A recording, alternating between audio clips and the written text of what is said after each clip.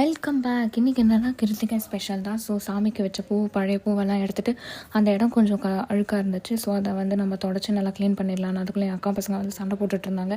நான் தான் க்ளீன் பண்ணுவேன்னு. சாமி கும்பிட ஆரம்பித்தா 2 பேரும் வந்து உட்காந்துப்பாங்க.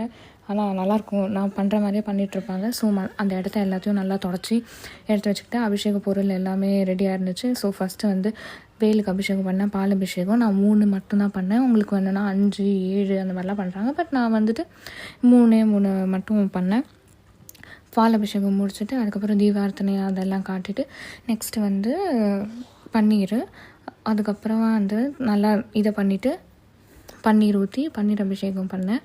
பன்னீர் அபிஷேகம் பண்ணிட்டு திருப்பியும் வந்து பொட்டெல்லாம் வச்சுட்டு அழகாக குங்குமம் மஞ்சள் வச்சுட்டு பொட்டெல்லாம் வச்சுட்டு நான் அப்புறம் தீபார்த்தனை பூ எல்லாத்தையும் வச்சு காட்டிட்டு உங்களுக்கும் முருகன் ரொம்ப பிடிக்கும்னா கீழே கமெண்ட் பண்ணுங்கள். எல்லாருக்கும் யாருக்குமே பிடிக்காது. அண்ட் கடைசியாக வந்து சந்தன அபிஷேகம்.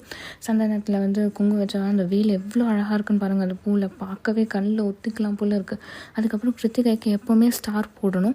ஸ்டார் போட்டு அதுக்கப்புறம் அந்த 5 இல்லைன்னா 6 விளக்கு வச்சு நம்ம ஏற்றினா ரொம்ப நல்லதுன்னு சொல்லுவாங்க. அதுக்கப்புறம் நான் சாம்பிராணி போடுவேன். எனக்கு ரொம்ப பிடிக்கும் சாம்பிராணி போடுறது பிடிச்சி. ஸோ 5 விளக்கு 6 விளக்கு ஏற்றிட்டு அதில் இந்த மாதிரி உங்களுக்கும் நல்லபடியாக இருக்கணும்னு சொல்லிட்டு வேண்டிக்கிறேன்.